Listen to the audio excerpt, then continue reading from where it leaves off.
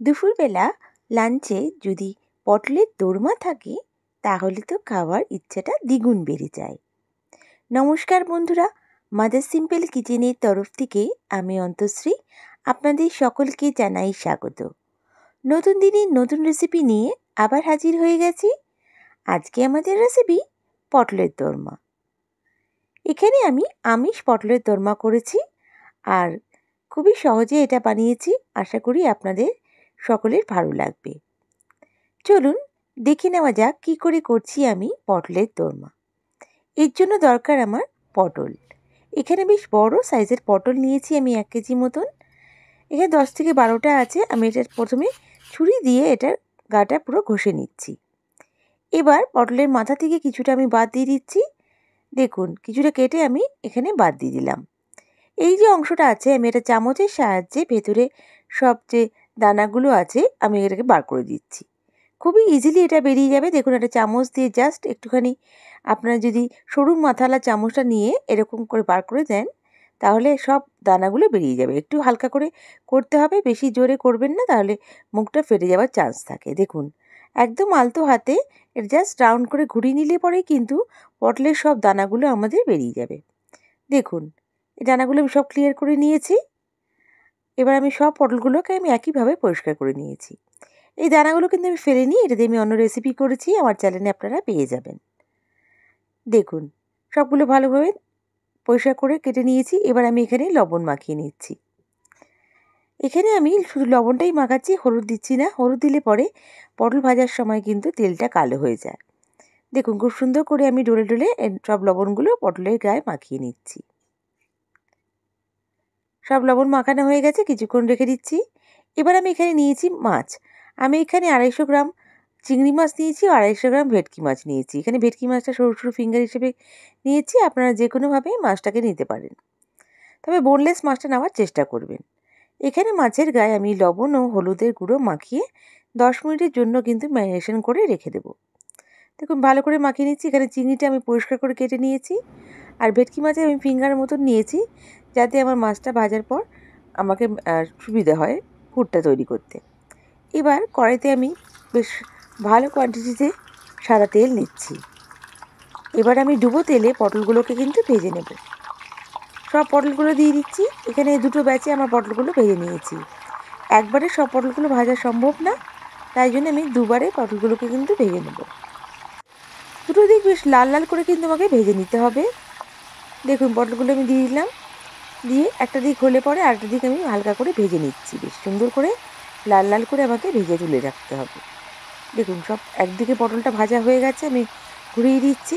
আর এটা কিন্তু ডুবে তেল ছাঁকা তেলে ভেজে নিলেই খুব ভালো। এই তেলটা আমি পরে রান্নায় ইউজ করে নিচ্ছি। এই রান্নাতে এতটা তেল লাগবে না, আমি কিন্তু পরে তেলটা কমিয়ে দেবো। দেখুন এবার আমি পটলের তেলটা ছেঁকে আমি এখানে তুলে রাখছি। এবার আমি কড়াইতে অল্প কিছু তেল দিচ্ছি, দিয়ে আমি সব মাছগুলোকে কিন্তু ভেজে নেব। প্রথমে ভেটকি মাছের পিসগুলোকে দিচ্ছি, দিয়ে আমি ভালো করে ভেজে নিচ্ছি। এখানেও বেশ ভালো সুন্দর করে আমাকে ভেজে নিতে হবে। দেখুন সব মাছের পিসগুলো আমি দিলাম, দিয়ে আমি কিন্তু মাছটাকে সুন্দর করে ভেজে নিচ্ছি। একটু হালকা নাড়িয়ে চাড়িয়ে নিয়ে ভেজে আমি তুলে রাখবো। যেরকম মাছ ভাজা হয় খুব কড়া করে কিন্তু ভাজবো না, হালকা করেই ভাজছি এখানে। দেখুন ভেজে আমি তুলে রাখছি। মাছগুলো সব তুলে রাখা হচ্ছে আমার। এরপর আমি একই তেলে আমি কিন্তু চিংড়ি মাছটাকেও ভেজে নেব। দেখুন চিংড়ি মাছটাকেও আমি ভেজে নিচ্ছি, দিয়ে চিংড়ি মাছটাও খুব কিন্তু কড়া করে ভাজবো না, বেশ মিডিয়াম মতন ভেজে চিংড়ি মাছটাকেও আমি তুলে রাখবো। দেখুন চিংড়ি মাছটাকে দিয়ে আমি একটু নাড়িয়ে চাড়িয়ে নিচ্ছি। যখন হালকা মতন ভাজা হবে চিংড়ি মাছটা, তখন আমি চিংড়ি মাছটাকে তুলে নেব। খুব কড়া ভাজলে পরে চিংড়ি মাছটা শক্ত হয়ে যাবে, আর যখন আপনারা পুরের মধ্যে ব্যবহার করবেন তখন কিন্তু খেতে ভালো লাগবে না, একদম স্টিফ লাগবে। তাই জন্য এটা হালকা করে ভেজে তুলে রাখতে হবে।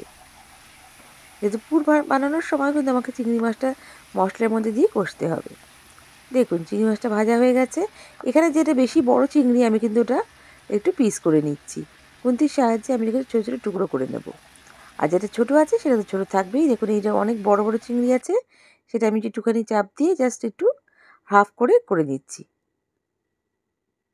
দেখুন সব চিংড়িগুলো আমি এবার তুলে রাখছি। এবার এখানে আমি দুটো ছোট পেঁয়াজ কেটে রেখেছিলাম, কুচিয়ে রেখেছি, সেটা আমি অ্যাড করে দিলাম। আর এখানে আমি অ্যাড করে দেবো আদা রসুন বাটা 1 চামচ মতন, দিয়ে ভালো করে একটু আবার আমাকে কষতে হবে। আবার ভালো করে একটু কষিয়ে নিচ্ছি।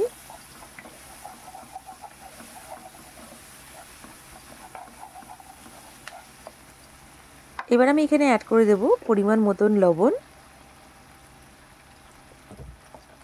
এখানে আমি অ্যাড করে দিচ্ছি হলুদের গুঁড়ো, 1 চামচ হলুদের গুঁড়ো, 1 চামচ লঙ্কা গুঁড়ো, আর এখানে আপনারা কাশ্মীরি লঙ্কাও ইচ্ছে করলে অ্যাড করতে পারেন। দিয়ে এবার ভালো করে একটু নাড়িয়ে চাড়িয়ে নিচ্ছি। আর একটু আমি এখানে হাফ চামচ মতন চিনি অ্যাড করেছি। পুরটার মধ্যে পটলের পুরে একটু হালকা মিষ্টি হলে ভালো লাগে, তবে এইটুকু মিষ্টি দিলে খুব কিন্তু মিষ্টি হবে না, টেস্টটা এখানে ব্যালেন্স হবে। তবে আপনারা যদি চান এটাকে স্কিপ করতে পারেন। দেখুন এখানে আমি অ্যাড করে দিচ্ছি টমেটো কেচাপ। এখানে আমি 2 টেবিল স্পুন মতন টমেটো কেচাপ অ্যাড করছি। হালকা একটু জল দেবো, জল দিয়ে একটু কষে নেব মশলাটাকে। সুন্দর করে কষে নিতে হবে মশলাটাকে।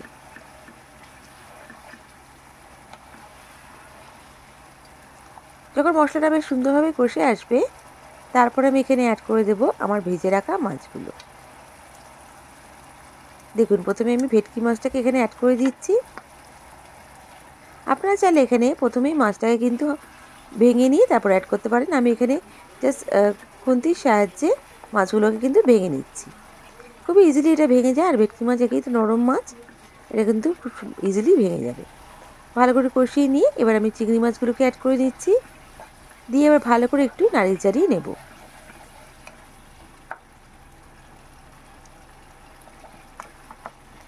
খুব সুন্দর করে এটাকে নাড়িয়ে চাড়িয়ে কষিয়ে নিচ্ছি হালকা করে। এবার আমি এখানে অ্যাড করে দিচ্ছি ছাতু। এখানে আমি 2 টেবিল স্পুন মতন ছাতু অ্যাড করছি। এটা দিলে পরে আমার যে পুরটা আছে একটু বাইন্ড হয়ে যাবে, আর একটু বেশি পাতলাও হবে না, আর একদম ঘন মানে খুব জমাট বাঁধাও হবে না কিন্তু পুরটা। এটা এরকম একটু মাখো মাখো রাখতে হবে। আর ছাতুটা দিলে পরে বাইন্ডিংয়ের যেরকম কাজটা হবে, আবার আপনার টেস্টটাও কিন্তু খুব সুন্দর আসবে। আমার এখানে মনে হচ্ছিল একটু ছাতু লাগবে, আমি এখানে আরেক চামচ ছাতু অ্যাড করে দিয়েছি। আর আপনার যদি মনে হয় লাগবে তাহলে অ্যাড করবেন, না হলে কিন্তু দরকার নেই। দেখুন ভালো করে কষিয়ে নিচ্ছি। ছাতুটা দিয়ে ভালো করে একটু কষিয়ে নিয়ে আমাকে কিন্তু পুরটা ঠান্ডা করে নিতে হবে। এখানে পুরটা কিন্তু তৈরি হয়ে গেছে। এবার আমি পুরটাকে ঠান্ডা করে নেব একদম। দেখুন পটলটাকে আমি এখানে পটলের মধ্যে চামচের সাহায্যে, এখানে পুরটা কিন্তু হালকা গরম আছে এখন, আপনারা যখন করবেন ঠান্ডা করে নিয়ে করলেই সুবিধা হয়। আমি একটা চামচের সাহায্যে পুরগুলোকে কিন্তু ভরে নিচ্ছি এই পটলের মধ্যে। পটলের মধ্যে পুরটাকে কিন্তু ঠেসে ঠেসে ভরতে হবে, আর লাস্টে হাত দিয়ে একটু চেপে ভরে নেবেন যাতে পুরটা না বেরিয়ে আসে। আমি এখানে পটলের দোরমার জন্য কিন্তু এখানে কোনো মুখটা কিন্তু আমি বন্ধ করব না। এটা কিন্তু ভালোভাবে ঠেসে ঠেসে পুরটা দিলে পরে পুরটা কিন্তু বেরোবে না। খুব সুন্দরভাবে আমি পুরটাকে ভরে নিচ্ছি, আর একদম ভর্তি করে ভরতে হবে পুরটাকে। দেখুন একদম চেপে চেপে আমি ভর্তি করে পুরটাকে ভরেছি।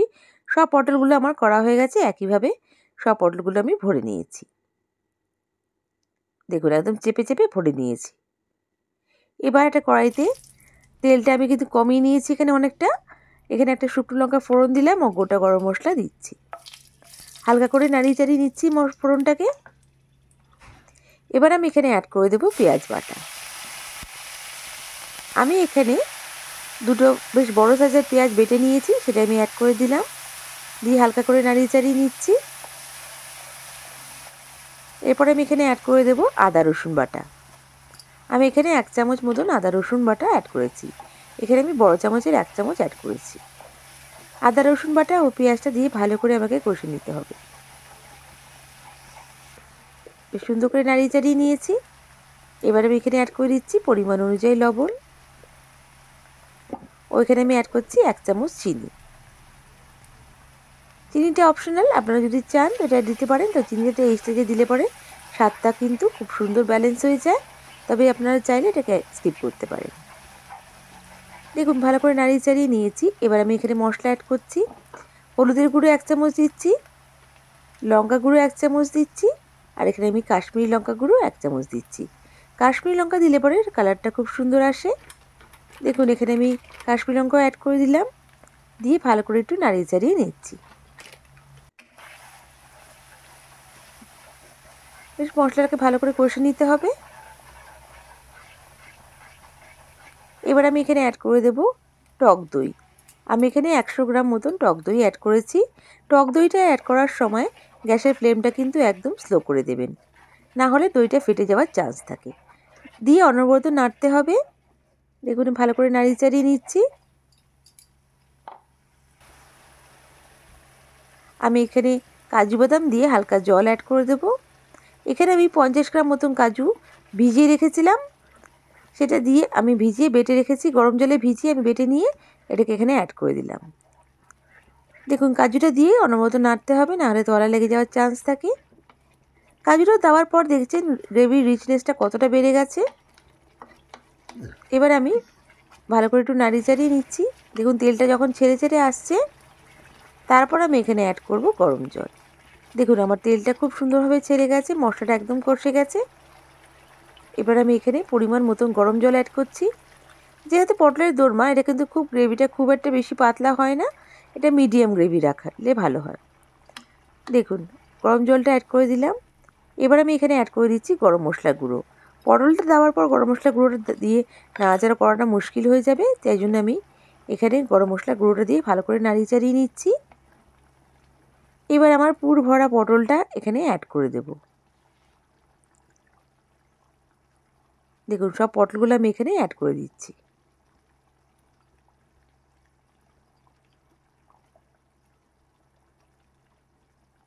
পটলগুলো দিয়ে একটু হালকা নাড়িয়ে চাড়িয়ে নেব, খুব বেশি পটলগুলো দিয়ে নাড়াচাড়া করবেন না। এবার আমি ঢাকা দিয়ে কিছুক্ষণের জন্য জাস্ট রেখে দেব। এখানে খুব বেশিক্ষণ গ্রেভিটা ফোটানোর দরকার নেই পটলের সাথে, পটলটা কিন্তু ভালোভাবে ভাজা, জাস্ট যাতে একটু গ্রেভিটা ভালোভাবে ঢুকে যায় সেরকম আমি জাস্ট 3-4 মিনিট কিন্তু এখানে ফুটিয়ে নিলে পরেই আমার রেসিপিটা একদম রেডি হয়ে যাবে। আমি এখানে ঢাকা দিয়ে কিছুক্ষণের জন্য রেখে দেব। বন্ধুরা, আমার রেসিপিটা যদি ভালো লেগে থাকে প্লিজ লাইক করে সাবস্ক্রাইব করে আমার পাশে থেকে যাবেন। বেল বাটনটা প্রেস করবেন যাতে আমার রান্নার নোটিফিকেশনগুলো সবথেকে প্রথমে আপনারা পেয়ে যান। আপনাদের এক একটা লাইক কমেন্ট আমাকে মোটিভেট করে নতুন নতুন রেসিপি নিয়ে আসার জন্য। আর আপনারা যদি আমার রেসিপিটা ফেসবুক পেজ থেকে দেখে থাকেন তাহলে আমার পেজটাকে লাইক করে ফলো করে দেবেন প্লিজ। আর বন্ধুরা, আপনাদের মিষ্টি মিষ্টি কমেন্টসের জন্য অসংখ্য ধন্যবাদ। আমি সত্যিই মোটিভেট হচ্ছি, আমার কাজে আগ্রহ বাড়ছে। আর বন্ধুরা, আপনারা যদি চান কোনো নিত্য নতুন রেসিপি আপনাদের জন্য ট্রাই করি, অবশ্যই আমাকে কমেন্ট বক্সে মেনশন করবেন। নেক্সট রেসিপি নিয়ে আবার হাজির হয়ে যাব। সবাই ভালো থাকবেন, সুস্থ থাকবেন। বাই। Thank you.